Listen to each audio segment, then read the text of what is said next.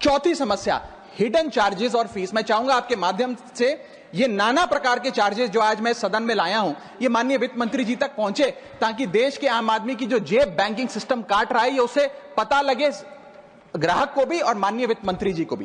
पहला, minimum balance penalty. यदि आप न्यूनतम बैलेंस नहीं रखते हैं तो 100 से 600 रुपए प्रति माह बैंक आपका काट लेता है। इस चार्ज को लगाने के बाद बैंकों ने वित्तीय वर्ष 22-23 में 3500 करोड़ रुपए मिनिमम बैलेंस पेनल्टी के नाम से लोगों से वसूले हैं मैडम।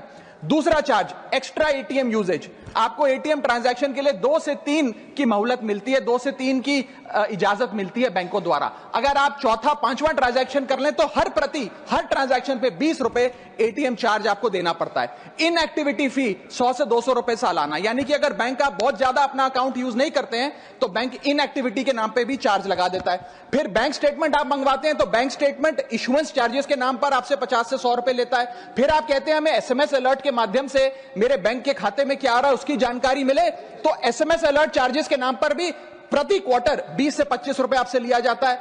ऑनलाइन पेमेंट करेंगे एनईएफटी की तो ट्रांजैक्शन फी भी ली जाती है। जबरदस्ती आपको पहले लोन बेचते हैं और फिर उसके बाद लोन प्रोसेसिंग फी के नाम पर 1 से 3% लोन अमाउंट का काट लेते हैं। और जब आपकी किस्मत ठीक चल रही हो और आप समय से पहले अपना लोन बकाया जो है उसका भुगतान करने बैंक पहुंच जाएं तो loan pre closure charges, early payment penalty के नाम पर भी बैंक आपसे पैसा वसूलता है। साधारण सा सिग्नेचर बदलवाना हो, नॉमिनी की डिटेल्स बदलवानी हो, उस चेंज पर भी 200 रुपए प्रति ट्रांजैक्शन के नाम पे बैंक आपसे पैसा वसूलता है। और डिमांड ड्राफ्ट पे ऑर्डर बनाने जाएं तो 100 से 200 रुपए प्रति डिमांड ड्राफ्ट आपसे पैसा वसूलता ही वसूलता है। यानी कि कस्टमर्स की जेब काटी जा रही है और कस्टमर्स को पता भी नहीं लगता कि कितना पैसा बैंक इन नाना प्रकार के चार्जेस के चलते